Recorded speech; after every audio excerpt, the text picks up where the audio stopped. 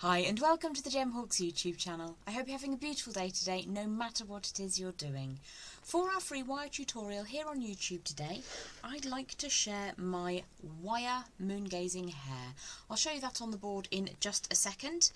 I first started playing around with wire in about 2012, and it was at that time that I decided I really wanted to create things that inspired me, that I loved to look at, that I enjoyed working on, and the hare was one of the first pieces that I worked with. Now, I didn't actually progress to professionally producing wire jewellery until 2014, but right from the get-go I've been making these teeny tiny and much larger bunnies. One of the things that I do enjoy doing with these shapes and frames, as well as in jewellery, is using them in decor around the home. So this one's had some beads added onto it, which is a future project in and of itself, but a lovely little moon gazing hare on a candle. I've got these all over the house. I've sold dozens of them over the years, so why don't we crack on? It is a project that is available to absolute beginners. Well, after that minor canine interruption, we're down at the board with our beautiful moon gazing hare. Now, it is quite an artistic representation, but you know what? It's a little bit whimsical and I like him. So this is pretty much the same design that I've been making since 2012-ish. And you can make them a little bit smaller, obviously. This piece used just 9 inches of wire, and I simplify the smaller ones by just putting one ear in the silhouette. And I haven't wired this one up, but the piece that we're looking at stands 3.5 inches tall and uses around about 18 inches of wire. So why don't we create one of these together? Now, what I'm going to do is just leave that there for a moment all by himself. So if you want to take a screen grab and print that out and trace it, you absolutely can. But I am going to show you step by step how to create this little moon gazing hare. So as with all wire projects, I tend to start off with a lovely long length of wire. This is 18 inches and I'm using 1mm or 18 gauge wire. Now, we're only working a couple of inches at a time, so just making sure that you've got nice flush cut ends. We're going to warm the first sort of 6 inches or so, just to make it nice and smooth and fluid to get us going. If you can hear the wire hitting the desk, I'm sorry about that. We're going to start off by using some basic round nose pliers, and we're going to start by creating a little bit of an open spiral. Now, you can do this in whichever direction makes you happy. I'm just going to start by creating a round form. But rather than closing that spiral up like I quite often do, especially when I'm working with jewellery, I will switch to my flat facing pliers, these are my bent chain nose pliers, and start looping that around in an open spiral. And it's important that you leave space in this spiral because we'll use those access points later on just to bind the piece all together so that the start and finish matches up neatly. You can obviously take a little bit more time than I am to get the perfect spiral for you. And as soon as we've got that, I've gone for a double spiral, but you can go whatever makes your heart happy. Let's pop those pliers out of the way for a moment. And I'm just going to invert this so that the spiral is facing away from me. And we're going to create the back of his lower leg. Now, as I say, it's quite a whimsical interpretation. If you want to change how the legs and the hocks and the belly all look, you absolutely can. I'm just going to give you guidelines to get started with your moon gazing hare. So I'm just going to warm the wire a couple of inches ahead at a time and put some nice angles in there to see sort of a representation, what I think of a nice little almost cartoonized foot of a hare or a rabbit. So I've gone down the back of the paw, they have quite long paws, and we're just giving him quite a little ballet dancer's foot to begin with. So I'm going to push the wire back up now. And that's probably going to hit something in a moment because there's quite a lot of it. Let me just show you. Quite a lot of wire that we're working with now. Now, if it makes your life easier, what you can do is go to the other end of that design. Just warm it through a little bit. Just a little bit at a time, and just circle that around. I don't want to play too much with the wire because I'm going to be warming it as I start to use it. But this means that you won't be whacking things away on the desk like other tools, which you accidentally leave in place. So I'm going to come up the top of his foot now, and I'm just going to put a little bit of curvature just on the top of his paw there. And again, I would stress that you can use your artistic license to create the bunny exactly how you want to, or the hare if you prefer. What I'm going to do now is bring it forwards into his, I don't know, do hares have knees? the upper part of his lower leg, or his rear leg.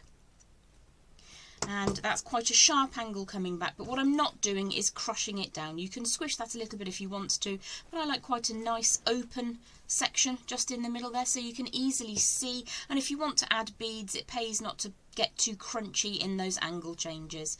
So I'm going to give him a little bit of his, I don't know, thigh. I'm not really up on animal leg and body part names. I don't know what they're really called. It's the upper part of his leg anyway. It will twist around in your hands as it is doing in mine. And then I like to give him quite a nice little chubby belly. And again, this is something that you can play around with when you're making your hair. I'm just going to change that angle so it comes in almost flat and then back out again. You could make yours a little slimmer. I'm going to give mine a nice little bit of early spring grass belly. Now I've made that angle just a little bit too strong there, so I'm just going to gently ease that out a little bit and just start drawing that back around up towards what I would refer to as an armpit. Now you can obviously enlighten me as to what the animal body parts are called, but I'm going to call it an armpit. And what I tend to do is just create a silhouette with these moon gazing hares. So I'm going to bring quite a strong forwards angle now, as if he's got his front legs or paws or hands if you prefer, just sort of hanging out at the front as if he's gazing up towards the moon asking. Don't know what he's asking, maybe he's asking for more sweet spring grass. So I'm going to bring the angle flat now, so that's just sort of the base of his front paw. And we're going to put another angle in there. And again, you can play around with how these all look. I'm just trying to give you some ideas and show you how I create my hairs. I've been asked for years to do a tutorial on these. So that's what we have today, because it is March after all. So you can open that up, close it down, depending on how you want it to look. His little hand or his front paw could be exactly where you want it to be. But I just tend to do one in silhouette of the lower leg, one in silhouette of the upper leg. Again, that's something else you can play around with. And I'm just going to open up that little spiral of wire we created and just warm that through. Now where I create his neck, or the just above his arms, so sort of upper chest area, I'm imagining that the line is passing straight along here, and that is where I want the angle to appear. And I tend to put just a little bit of a bit of skin fold, I suppose, just so that nothing is too plain and too straight. And then we're going to give him a lower jawline. So if I just bring that forwards, so I get quite a strong angle in there, and then bring it back up slightly. Let's pop that back down to the board so you can see how this is going. I'm working in soft raw copper today, as I usually do, but you can do this in much heavier wire, you can practice in lighter wire, you can hammer it afterwards, whatever makes you happy. So once I've got the beginning of his chin, I'm going to give him a little bit of a jaw bone, so a little bit of rounding just there, before I bring the line straight forwards into the rest of his face, I suppose. And then I'm going to give him an upturned nose, just curving around gently towards the tip of his nose there. And again, you can make that a harder angle or a softer angle depending on how you feel. You could be inspired by your favourite hair artist, whatever makes you happy. So at the tip of his nose, I'm just going to bring that line back to give quite an elongated nose there. You can sharpen that point up if you prefer. And then across the top of his nose, I'm going to turn an angle upwards, and it's just forwards of where his nice rounded jaw is here. I'm going to give him a brow bone. And then push the line back. I'm going to take that quite strongly down to begin with, which looks really weird. And then that's just so that I get quite a nice angle there. I'm going to open that back up. Let's try and do that from underneath. And that goes back towards where his ears are going to come away. Now if that's too strong an angle, you can just play around. That's why we warm the wire before we start working with it. Overall, I'm quite happy with the shape of my bunny so far. If you want him to be slightly more sitting rather than standing, you can just play with that angle down at the bottom there. So to delineate where the ears come away, I'm going to bring a very sharp angle up first of all, and then bring that back round. And you can see where I bring a sharp angle and then push from the opposite direction, you automatically get this little kink just up here, and that's what we're looking to utilise. Let's unspool a bit more of that wire, warm that through, and then I'm going to use my thumb to create a nice soft top of the ear.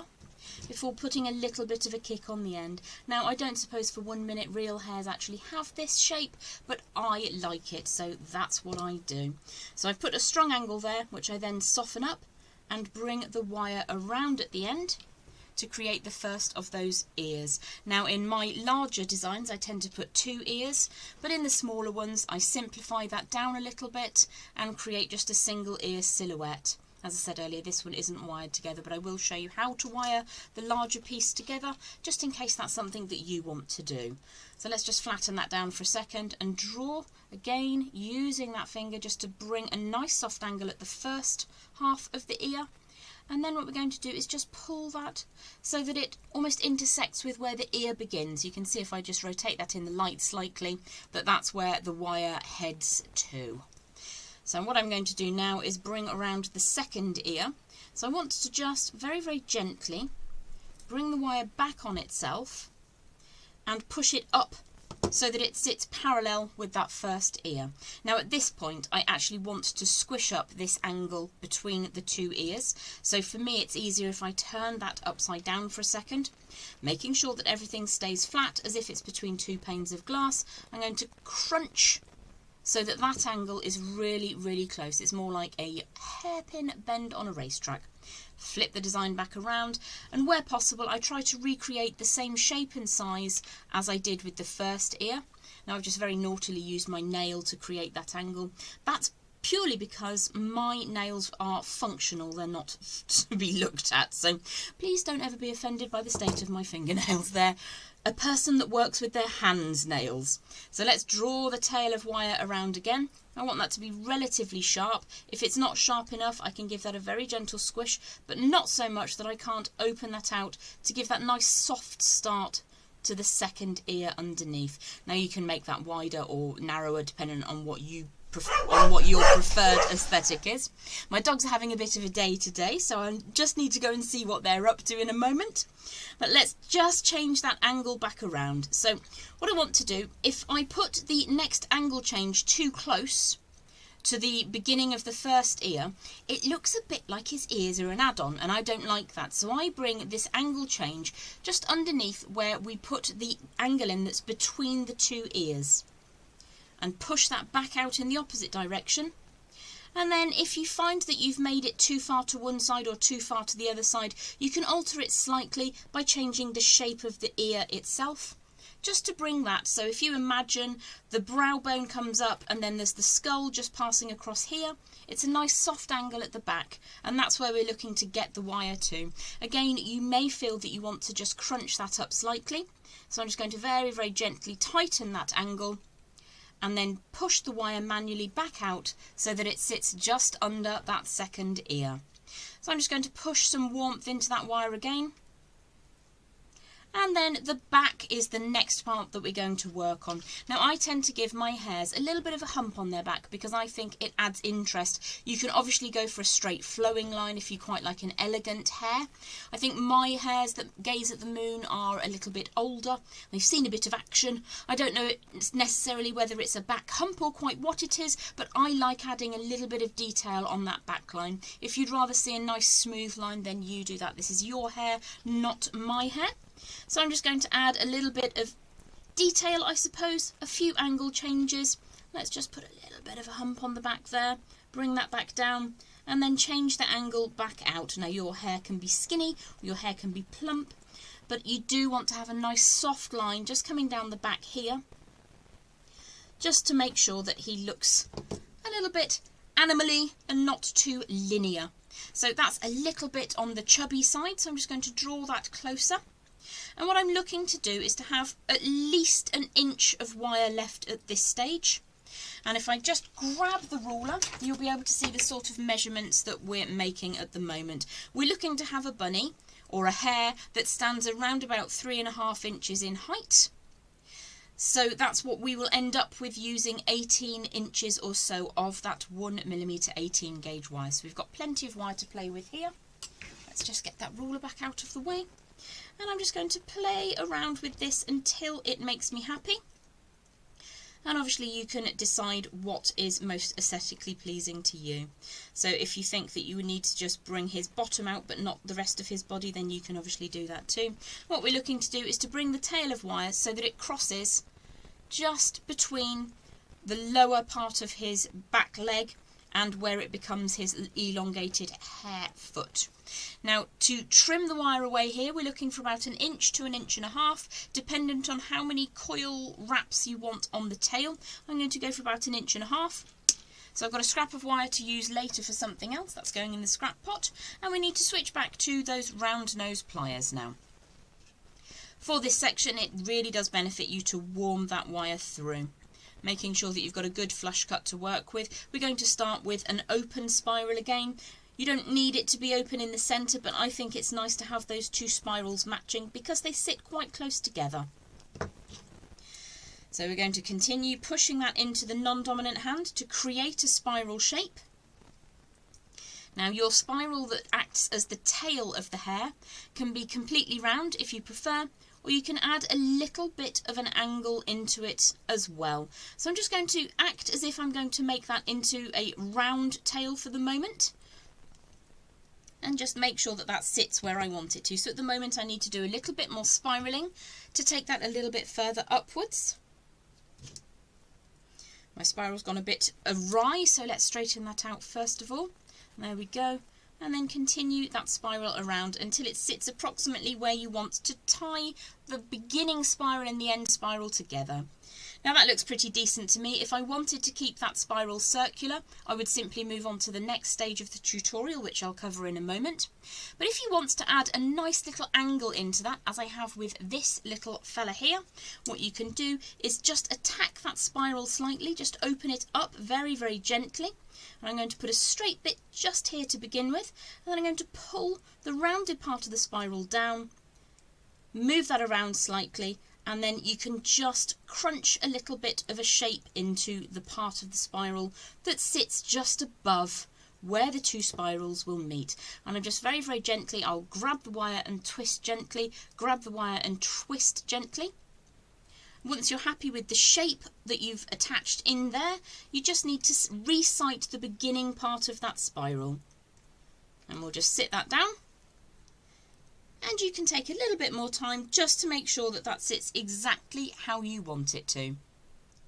So you can take a few minutes just to make sure that your hair shape and overall design sits exactly how you want it to. So I will just spend a moment or two now making sure that everything is flat as if it's between two panes of glass, and making sure that I'm happy with how everything will look once it's tied together. In the next segment I'll show you how to bring that all together. You can of course at this stage also hammer your design. Now I'm not going to do that today, but you are absolutely welcome to. When you do hammer the design, do very small amounts of the design at a time, and when you're bringing the hammer down, make sure that you're supporting either end of the area that you're hammering, and in that way you will stop the wire from spreading out of control and deforming the shape that you've worked so diligently to create. So I've spent a moment just making sure that my hair is sitting reasonably flat and that all of the angles are where I want them to be, that the feet are flat if I want them to be flat, or elevated if I want them to be slightly leaping. Absolutely up to you how the final project looks, but I'm just going to show you now how to wrap everything together. So the reason I start with a spiral and end with a spiral is that gives us a little bit of extra strength to just tie everything together, and also it's a nice neat way of just bringing the design to a complete circuit. So I have a scrap length here. This is about 4 inches of 0.5mm or 24 gauge wire. It's raw round copper again because that's my preferred wire choice. It's a nice soft wire to work with, but it also gets a beautiful patina. I will just show you the hair on the candle. This was made with raw copper about 5 years ago, and you can see how much darker it is now. It's beautiful to work with. So I'm going to take the centre point of my scrap length of that lighter wire, the 0.5, and I'm going to just sit that over the top to begin with. Probably taking about 2/3 on the right hand side because I'm right dominant. You can absolutely invert the whole thing if you are a southpaw. And I'm just laying that over the top of the design to begin with, bringing the tail of the wire down and around. That's a little bit kinked because it's a scrap. Fresh wire will be nice and soft. So what I'm just going to do is hold that still for a second, run that between thumb and forefinger once just to add a little bit of warmth. If you're working with wire fresh from the reel, it won't be quite like this. So I'm going to hold the outside of one spiral adjacent to the outside of the other spiral. I'm going to bring the tail of wire up inside the beginning spiral. You may need to use your pliers just to help you. And I'm going to wrap that tightly so that the two sections I'm wrapping together are the outermost sections of both of those spirals. I'm going to wrap 5 times with that 0.5mm, so that's one complete wrap. Take the tail around. There's actually another complete wrap on this side, so we mustn't lose sight of that. So this will effectively be our 3rd wrap, bringing that nice and taut so that my wires that wrap around both of these outer spiral parts are always nice and tight. There's nothing to be baggy or to get upset with later on. So if I just show you what that looks like, if I move my thumb out the way, we're now working on our 3rd wrap. So bring that tail through and around. And you can see it starts to build up this really nice, neat, machined looking piece of wrapping. Again, you can use your pliers if you need a little bit of extra help. So that's the 4th wrap. We're looking at 3 because the other one's hidden by my finger. And this will be the 5th wrap around the joint. So if I take that down through the outside of the ending spiral and pull that firmly into place, I can now wrap a number of times around just the outside of the tail or ending spiral. So you can go for 3 wraps on everything, or you can go for 5 wraps on everything. I tend to keep the numbers the same just because I think it looks really attractive. The bare minimum, I would say, using a 0.5 or 24 gauge wire would be to wrap with 3 around both and then 3 individually on either side. So that's a 3rd wrap. And then you're just going to finish off in exactly the same way. So let's just do this side of the wrapping. That's the 4th wrap. Every time I do that little wrap around, I'll tighten that up so it looks nice and neat and tidy. You can, if your wire's getting a little bit short or fragile, use your pliers to help you. What we're looking to do is have neatness and snug wraps around that individual wire. So just push that up into place. Need to find the flush cutters just to trim that away. Scrap in the scrap pot for melting up later. And then we will just tidy that last little section up by squishing it gently. You can rotate the tips of the pliers around if you need to, just to keep that good and tidy. Push that into position. Now I'm just going to cover up that first piece of wire where it crosses over the 2 spirals, because right now I just want to show you how to finish off, which is by squishing down nice and safe from above and below only, just to complete that wrapping section of the design. Now on the far side we will simply repeat the exact same process. So I'm just going to push those spirals in. I will complete that 5th wrap, so push the wire down, pull it through, and then we would continue to wrap 5 times around only this section. So I've completed by wrapping the beginning spiral to the tail spiral at the end, and it's now a nice solid connected section. In terms of what you can do with a design like this, I showed you the candle earlier on. This one's got some beads added to it, and I'm just going to pop you back down to the board just before I leave you for today, just to give you some inspiration and also to find out if there's a tutorial on the board that you want to see coming up in the future. So here are our moon gazing hares from today. This larger one stands 3.5 inches tall and took 18 inches of that 1mm gauge wire to create. The smaller piece took around about half that. He does only have one silhouetted ear, and I haven't tied him together, but you absolutely can. And in fact I would recommend tying the beginning spiral to the end spiral, just because it makes a more solid piece to work with in jewellery. In terms of adding it to decor, you can add some beads, you can pop that on candles, you can just hang it on the wall. This is a leaping hare that I did, it must be 7 or so years ago now, which I really enjoyed. I love this little fella, he hangs on the wall in my hall. If you want to see this as a tutorial in the future, do please drop me a comment below and let me know. Thanks so much for hanging out with me and my little wiry buddies today. I hope you've enjoyed the tutorial. If you have enjoyed the content, please do leave a like on the video, leave any comments for future tutorials you'd like to see, and please also consider subscribing to the channel. Have yourself the most beautiful day, and thanks again for watching. I'm Gem Hawks, and I look forward to seeing you very, very soon. Bye for now.